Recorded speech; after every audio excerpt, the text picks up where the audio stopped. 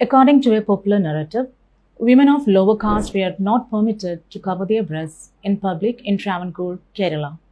And if they did so, the state, under the influence of Brahmins, exacted a heinous tax known as mulakaram or the breast tax from those women. As per an associated legend, Nangeli, a brave woman of the Irava caste, revolted against the atrocious practice and chopped off her breast in front of a tax collector. Her husband Kandapan got extremely devastated and committed sati by jumping into the funeral pyre. This extraordinary incident compelled the Travancore king to abolish this heinous breast tax. The internet is replete with several breast tax stories under a variety of headings like breast tax, the most horrendous tax history has ever seen, and breast tax, 9 weird taxes from around the world. Some have even added micro details like the tax being charged as per the attractiveness or size of the breast. The tax, the revolt, and the legend have become ingrained in the popular conscience as a result of the repetition of these stories. I, a woman of the Irava caste, was intrigued by these stories and decided to investigate their source. Here is what I found. The storytellers of Nangeli missed a fundamental fact of Kerala's social life.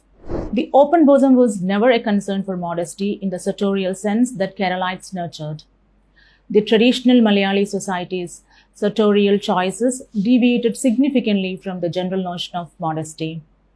It must be stated unequivocally that bare-breastedness was not only a trait of Shudra Jadi women, but of men and women from all Jadis.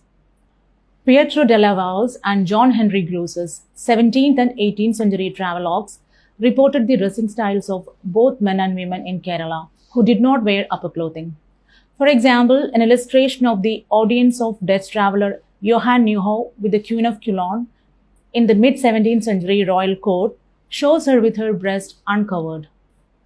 This refutes the claim that lower caste women were forced to remain bare-breasted. In reality, even royal women, including queens, did not cover their breast in those days. Another traveller, Abbé Dubois, published his experience titled Hindu Manners, Customs and Ceremonies in 1815. He noted that of all the women, courtesans covered their bosoms to create mystery around them and attract clients. Interestingly, covering the bust was considered an eroticizing technique done by the courtesans. In seduction manuals like Ambobadesham by Venmani Mahan Nambudiripada, the aspiring courtesans are instructed in the art of seduction by their seniors to keep their well-formed breast covered with an attractive upper cloth to attract male clients. The matrilineal Malayali society and its sartorial choices were a shock for the followers of the Abrahamic worldview. This is why only Christians and Muslims wore blouses. Hindus, both men and women alike, used to be bare-breasted. The anthropologist Fred Fawcett wrote that in Malabar, no respectable woman covers her breast. Abrahamic morality was not accepted by the natives. Rather, it was openly rejected at first, but eventually quietly accepted by those who travelled outside. English nurses were spurned by modest and discreet Thia women as they were not prostitutes and refused to wear neckerchiefs to maintain some English propriety. Similarly, in the autobiography of the reformer C. Keshavan, a young girl ventured out to try on blouses like a dancing girl as a rebellion against her mother's authority, just as today's teen girls rebel by wearing revealing apparel. Also, the much touted male mundu or the upper cloth was never a piece to cover the chest, but rather was a shawl or uttariyam put on the shoulders as a status symbol. The cloth was purposely or unintentionally confused with the breast cloth. So, if there was no culture of covering the chest in Kerala, what is the origin of all these breast tax stories, including that of Nangeli? And where did the term breast tax come from? There is absolutely no primary source that ever mentions the names of Nangeli and her husband Kandapan. It was N.R. Krishna who originally mentioned the brave woman in his book Irava's Then and Today in 1957. The author made no mention of the woman's or her husband's name.